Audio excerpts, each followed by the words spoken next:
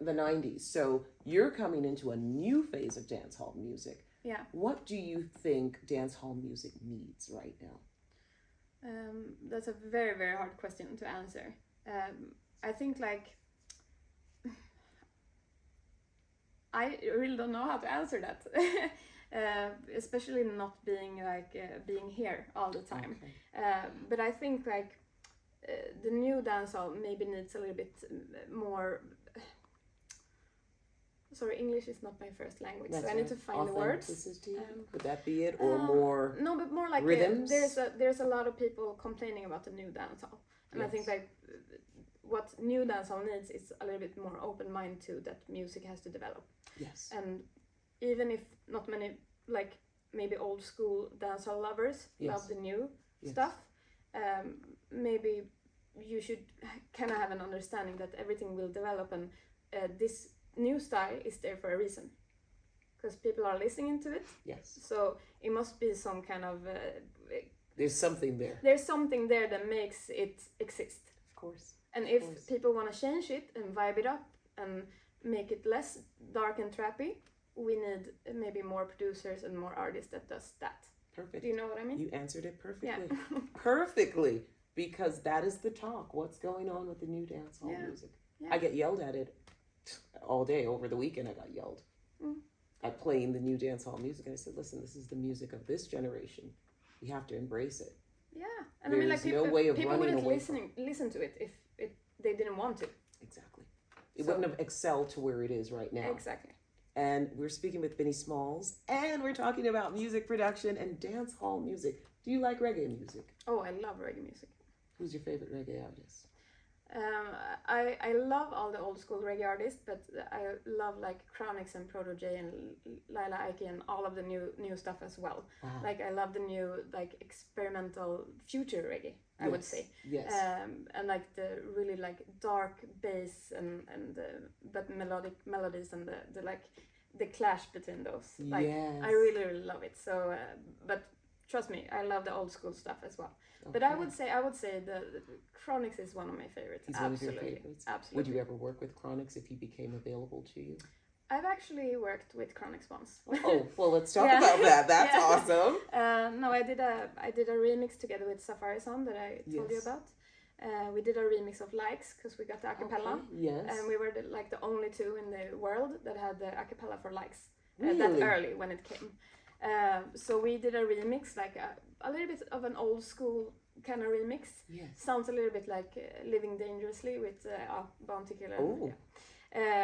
And we did that remix, and Chronix put it out on his SoundCloud page. Really? And he was going to put it on the B-side of the vinyl. Okay. But that never happened, but that was the plan. Okay. So I was like going around and like, if I have a vinyl credit with Chronix, that would be amazing. That would be amazing. I'm so happy that it just came on SoundCloud because it got like so many listens and so many other doors that opened after that. So a lot of doors open from working with Chronix. Yeah, but from like having it out and people listening to it and like being exposed to it. That is amazing. So, that's amazing because Chronix is basically certified and recognized as one of the best of this time in reggae music. Yeah, he's super talented. Extremely talented. And very versatile as well. Yes, he is.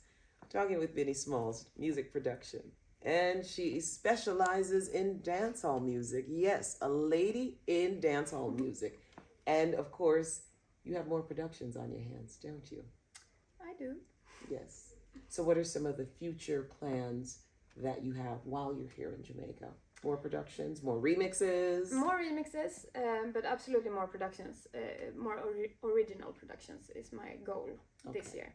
And I also wanna like work with more artists and like do original songs. So you want original beats, original everything. Yeah, and I have a lot. It's just like it's time. Of course. Isn't always there. Yes. And I need to spend longer time in Jamaica. Okay. So my plan is to come here for longer visits. Periods of time. So I can actually be here and be in the studio and be here with artists and have that hands-on experience. Exactly. That is awesome. So of course you're going to be involved in the business for a very long time. Longevity speaking, do you see yourself futuristically continuing with productions or excelling into another department in music? No, I want to be creative. I've always been loving the creative part of, like, I've been a photographer, I've been illustrating, I love the creative part. So I can't really see myself accelerating in something that's not creative. Like, so, and production suits me so well. So you see yourself continuing in productions, DJing and producing and go traveling around the world is my goal. And like, I also have this vision to drop an album or an EP with only my productions and a various artists kind of thing. So wow, we'll that's see. amazing. So in the future, we're going to see more productions from you. Hopefully. Any more remixes? Do you see yourself going into more remixes or more original productions? I would say both. I will always have the remix gene in me. Like, I'm known for the remixes. Yes. So, and I love those because I can be creative in a whole nother way. I have something to work around already. Wow.